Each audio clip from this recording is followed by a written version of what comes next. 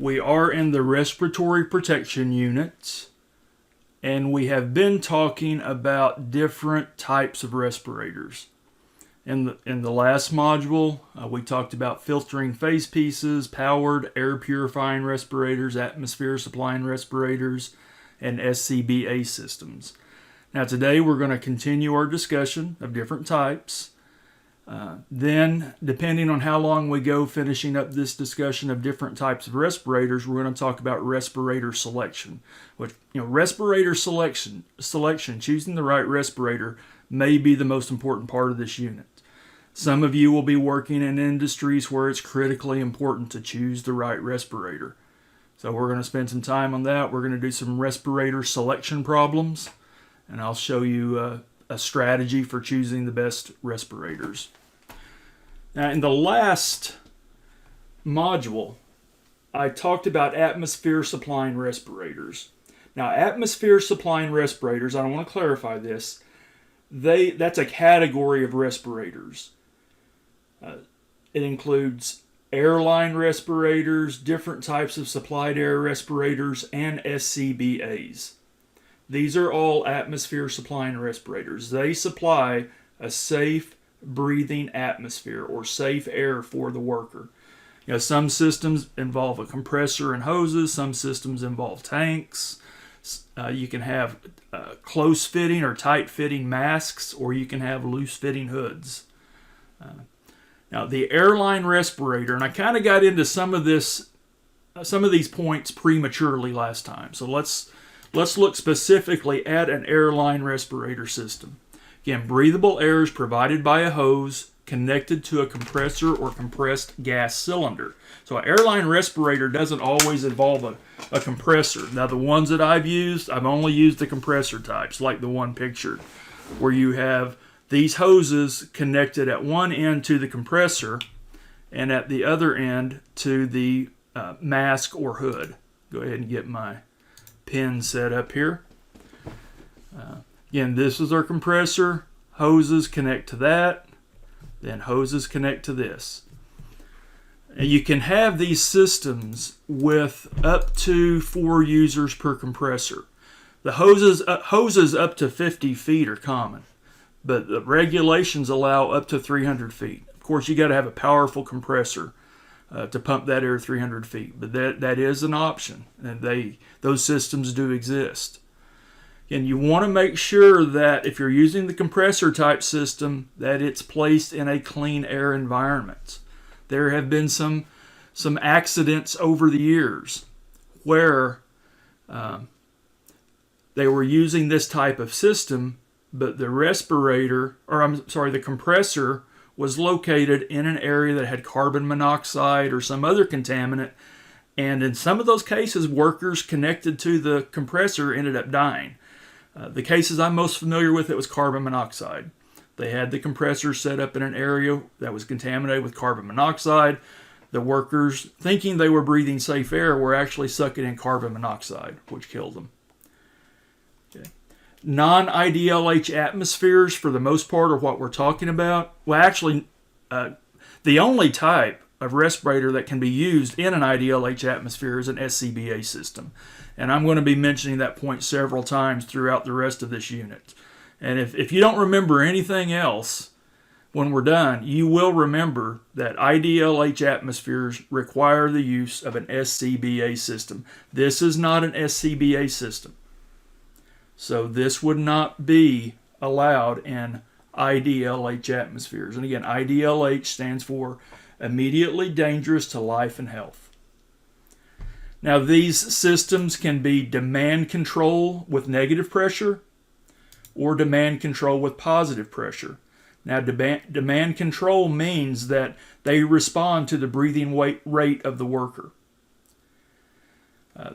The preferable system out of these two types would be your positive pressure. As we've talked before, if you've got positive pressure going into the mask, even if there's not a perfect seal, or even if there's not, or if there's a leak in the mask or the hose somewhere, that positive pressure will keep the contaminants out, will help keep the contaminants out. With positive pressure, you can also use a loose-fitting hood, which we'll talk more about. The loose-fitting hood has a couple of advantages. You can also get these systems that are continuous flow systems, meaning they don't respond to the breathing rate. They're continuously flowing air under positive pressure into the mask or into the hood. But this is a type of atmosphere supplying respirator, an airline respirator. Again, fairly common. Sometimes when you're using an airline respirator, you'll use a filtration system like we have pictured here. These filtration systems are designed to ensure that we have what is called Class D air. This is a NIOSH standard that has been adopted by OSHA for breathable air. Class D air has these characteristics: 19.5 to 23.5% oxygen, no more than 10 parts per million carbon monoxide, no more than 1,000 parts per million carbon dioxide, no noticeable odors or tastes. There's also a part of this system that allows you to control the water content within the system. One thing with compressed air and even air tanks, you end up with moisture generating inside the system, water vapor condensing within the system. Again, these Class D air boxes can help prevent these problems, and they're designed to prevent these problems. Again, these are called a filter box or a breather box. Again, attached to compressor, filters the compressed air. Again, this filtered air ensures meeting the Class D air standard. You can also attach a vortex tube cooling device to these systems to help ensure that cool air, that you're providing cool air to the workers. Some hot work environments, that vortex tube can result in cool air being sent to the hood of the worker, and it has a tremendous cooling effect on the worker. Now, the amount of air being delivered by these systems will vary, or through these breather boxes will vary. With a loose-fitting hood, you need to be running 4 to 15 cubic feet per minute. If it's a tight-fitting mask, you need to run at least 6 cubic feet per minute through this system for the system to work properly. Another important feature with a lot of these systems is the integrated carbon monoxide alarm. Again, this is the reason they have these integrated carbon monoxide alarms. It's because of the accidents that have occurred, the fatalities that have occurred in the past with these types of systems. Let's talk about some potential problems with airline respirators. Hose management is an issue. We have these hoses running from the compressor to the hood or the mask. They could become tangled up. They can be a trip hazard. The hoses can be damaged if they're not properly managed and protected. So that's a potential problem with the airline type of respirator. How to manage the hoses. Got to pay attention to that. Also, there is the carbon monoxide potential. And what happens when you get carbon monoxide in this system? It happens with the compressors that are oil lubricated. You can get different types of compressor. One common type is oil lubricated. When those oil lubricated compressors get hot, they can produce carbon monoxide. That's when you have to have the carbon monoxide alarm or a high temperature alarm. The high temperature alarm would let you know when the system is getting hot enough to burn the oil and produce carbon monoxide. The best systems, in my opinion, would have both. They have a CO alarm and a temperature alarm to help you be aware of how well the system is operating. Now, what I have pictured here, if we got any woodworkers or anything out here, is a homeowner system. I wouldn't mind having one of these myself for woodworking purposes. Again, you can get these systems starting at about $400. You've got your compressor unit here. You've got the hose connected to a loose fitting hood. Now, some systems, when we're talking about atmosphere supplying airline respirators, are combined with an SCBA unit. If you combine an airline system with an SCBA unit, the SCBA unit is primarily used for escape.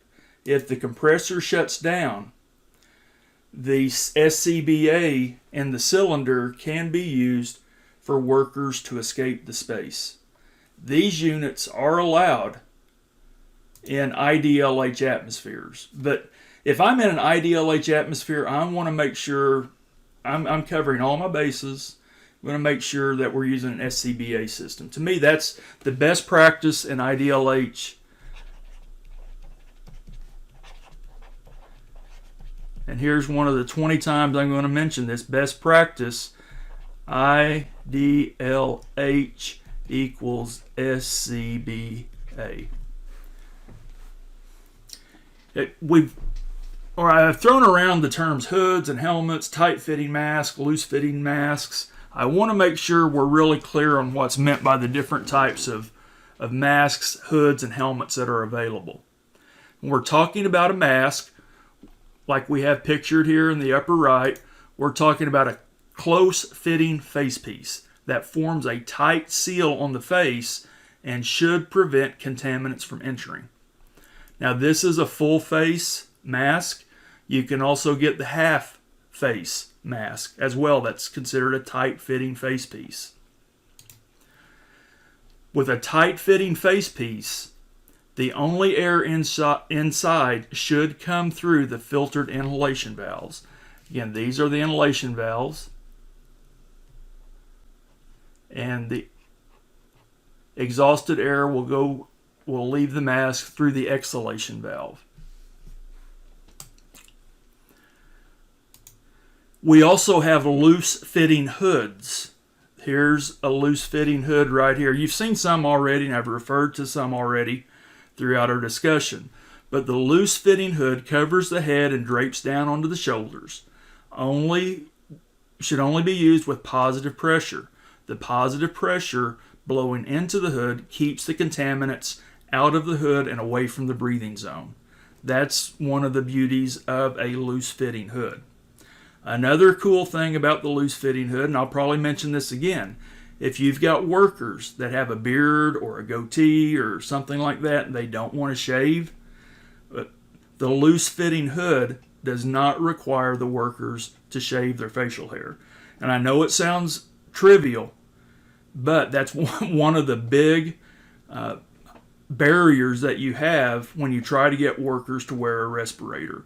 Maybe it's just the construction industry, but in the construction industry, a lot of workers have facial hair, beards, goatees, some mustaches even can interfere, but they have facial hair. They don't want to shave to wear a respirator. This is an option for that. And also with these hoods, you get a real cooling effect, especially if it's connected to a system with a vortex tube.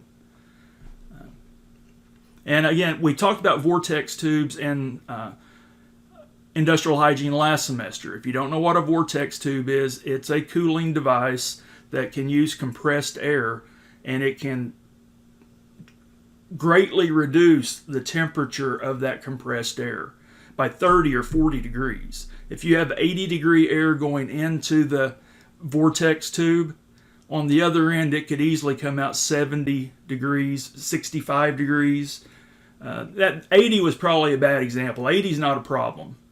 Let's say you have 100-degree air that's coming out of the compressor. That vortex tube can take that 100-degree air and turn it into 70-degree air. It's a real useful device in some instances. But again, this is a loose-fitting hood. Now, what we have up here would be considered a loose-fitting face piece. And we'll talk more about these when we get into the discussion of assigned protection factors. We'll talk more about loose-fitting face pieces. But again, this is a loose-fitting face piece here. You got your hose coming into the unit. Now this is a This is a fancy loose-fitting face piece, but it's considered a loose-fitting face piece. It should be used in positive pressure with positive pressure systems only to keep the contaminants out. But these aren't as highly regarded as like a helmet or a hood. They're not seen as being efficient or effective as a hood or a helmet. Certainly not as efficient as a tight-fitting face piece. Then we have helmets like we have in the picture to the right here, worn over the head with a full face shield and side shields, positive pressure only. Now you can get a tight-fitting helmet like this, but most of them are going to be loose-fitting and need the positive pressure to work properly. If you have any questions about any of these options or these different varieties, let me know. Well, that pretty much completes our overview of the different types of respirators. I think I'm going to go ahead and make this a short module.